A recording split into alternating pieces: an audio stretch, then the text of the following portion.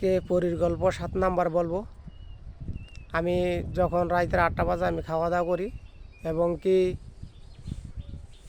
ওর জন্য আমার ঘরের ভিতরে অনেক ফল ফ্রুট আছিল, ওর জন্য কিছু আঙ্গুর এবং কি আপেল আর 2টা কমলা নিয়ে পলিথিনে নিয়ে আমার রুমে চলে যাই। তারপরে দিয়া আমি যখন রুমে গিয়ে বসি, হঠাৎ করে হালকা গুঁড়ামাটির চা দেয় এটা দিল। তো আমি বুঝতে পারলাম এত তাড়াতাড়ি আইসা পড়ছে। তারপরে দিয়ে আমি আমার পাশে এসে বসে আমি বললাম, তুমি এত তাড়াতাড়ি আসলা, মানুষ তো জাগ্রত কয় তোমার ভালোবাসার টানে আমি এসে পড়ছি। আমি তো ওই টাইমে বেশি ভালোবাসা বুঝতাম না, আমি বয়স 16-15 বছর ছিল। তারপরে দিয়া হয় আমারে আস্তে আস্তে শিখাইলো ভালোবাসা কেমন। তারপরে দেয়া আমারে বললো, চলো না কোনো জায়গায় ঘুরতে যাই, ঘুরতে অনেক ভালো লাগে। আমি বললাম, তুমি যে এত তাড়াতাড়ি আইসা বললা, তোমার মা বইনে বা এরা যদি টের পায় আমার তো 12টা বাজাইবো, আমার সর্বনাশ হয়ে যাবো, আমার ক্ষতি করবো। না, আমি বইলাইছি আমার বান্ধবীর সাথে ঘুরতে যাই, তোমার সমস্যা হইলে আমি দেখবো, তোমার সমস্যা কেন হইব না। তারপরে দিয়ে আমি পরে আঙ্গুর পর কিছু খাওয়াইতে যাইতেছি, ওই বললো, তোমার খানা আমি খাইতে পারি কিন্তু তুমি আমার কোনো দিনে ক্ষতি করবা না, জানি তুমি সরল সোজা মানুষ। আমি বললাম, তোমার ক্ষতি আমি কইরা কি লাভ হইব আমার? তোমার খানা আমি খাই, তুমি আমার খানা খাইবা।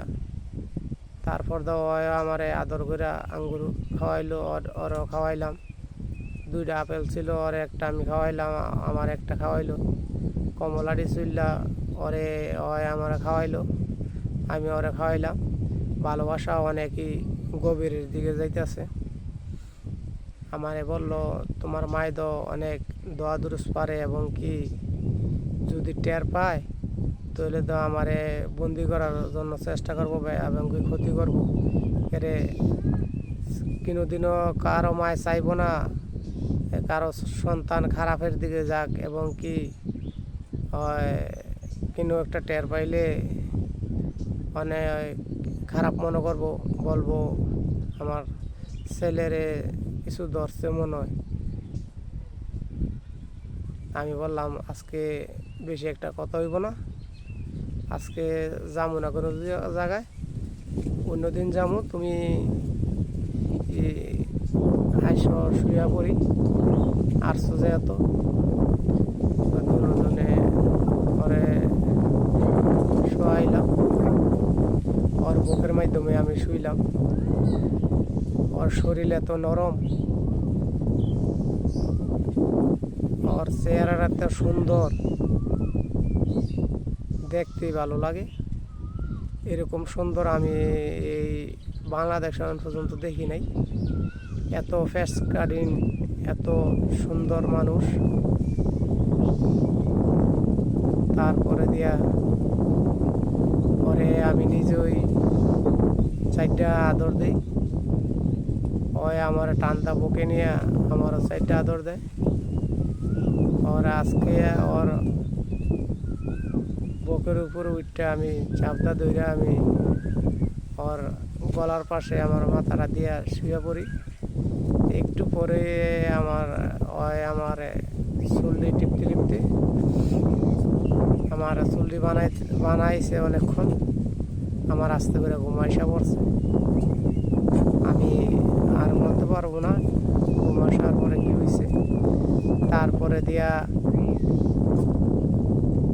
উঠটা দেখি সকাল হয়ে গেছে।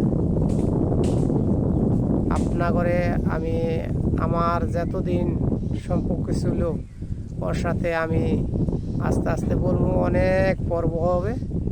আর যারা টিকটকের ভাই বোনেরা আছেন তারা আমার ফেসবুকটা এবং কি এবং কি ইউটিউব চ্যানেলটা সাবস্ক্রাইব করে নেবেন।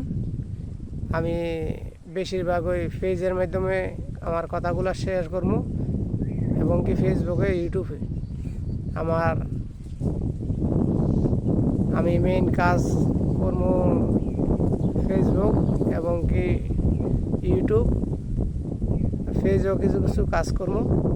আপনারা ওই আইডিতে আমারে ফলো দিবেন সব সময়, আর ভালো ভালো কথা শুনতে পাইবেন।